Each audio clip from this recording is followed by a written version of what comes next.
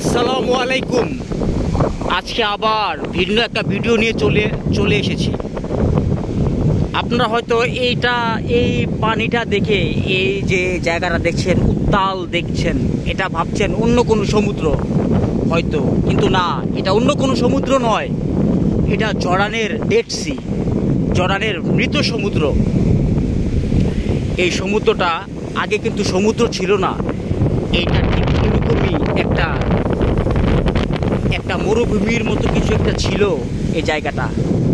এই জায়গায় যারা বসবাস করত তারা সোদাম ও গোমরাহ, এই জাতিটা এখানে বসবাস করত, এবং তাদের নবী ছিল লূত আলাইহিস সালাম, যিনি কিনা আমাদের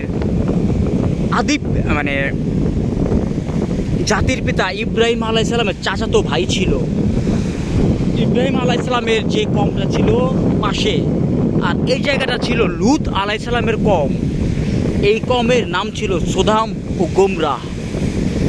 তারা এমন ভয়ানক একটা পাপ করত, যে পাপটা ছিল সমকামিতা, যেটা ইসলাম কখনো সমর্থন করে না।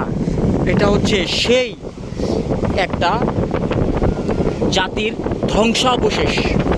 এই যে দেখছেন, এটা ধ্বংসাবশেষ।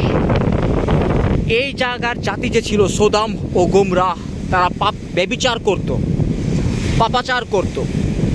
এই পাপের কারণে আল্লাহ এই জাতিটা, এই যে দেখছেন না সমুদ্র, এটাকে আল্লাহ উল্টে দিয়ে এখানে সমুদ্র তৈরি করে।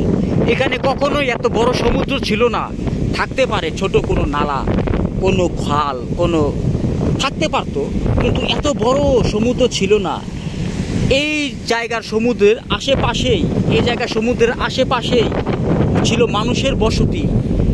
এখানে মাঝখানেও থাকতে পারে সমুদ্রের বসতি, ঠিক আছে। তারা পাপ করতো সমকামিতা। তাদেরকে আল্লাহ অনেক বোঝানোর চেষ্টা করে লূত আলাইহিস সালামের মাধ্যমে, কিন্তু তারা বুঝেনি। তারা আল্লাহর পাপকে পাত্তা দেয়নি। না পাত্তা দিয়ে তারা এখানে এই পাপের সাম্রাজ্যে ডুবেছিল, ঠিক আছে। তো আল্লাহ এক রাত্রে তাদেরকে উল্টে দেয় জিবরাইল আলাইহিস সালামের মাধ্যমে। আল্লাহ জিবরাইল আলাইহিস সালামকে হুকুম করে, যাও তুমি জমিনে চলে যাও, এই জায়গায় এমক নবীর কওমকে তুমি উল্টে দাও, কারণ তারা ছিল ব্যভিচারী, তারা ছিল পাপাচারী। তো মানুষ এখান থেকে আসতো, এবং এই নগরীতে মানুষ একসময় বাণিজ্য করত, ব্যবসা করত, বিজনেস করত। আজকে সেই নগরীটা কি হলো দেখুন, সমুদ্রে পরিণত হলো।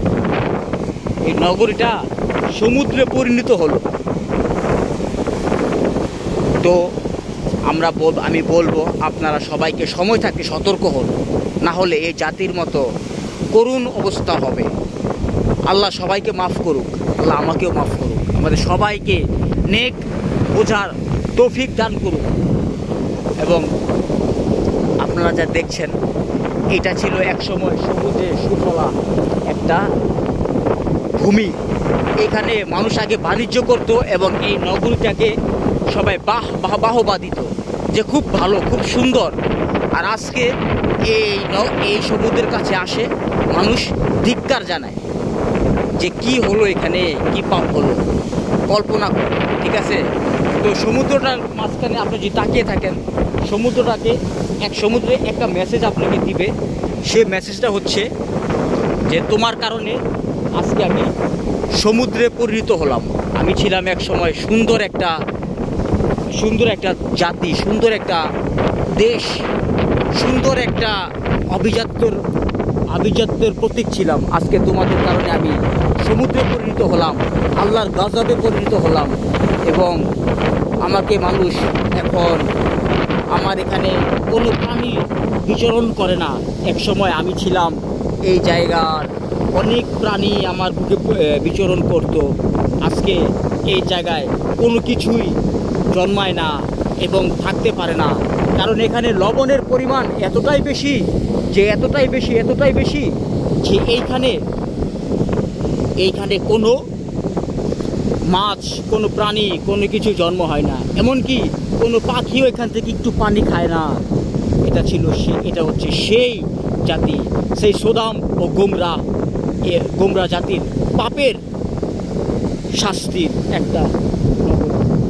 তো ইনশাআল্লাহ সবাই ভালো থাকবেন, সবাই অবগত থাকবেন। আল্লাহ ছাড় দেয় কিন্তু ছেড়ে দেয় না। আল্লাহ হাফেজ।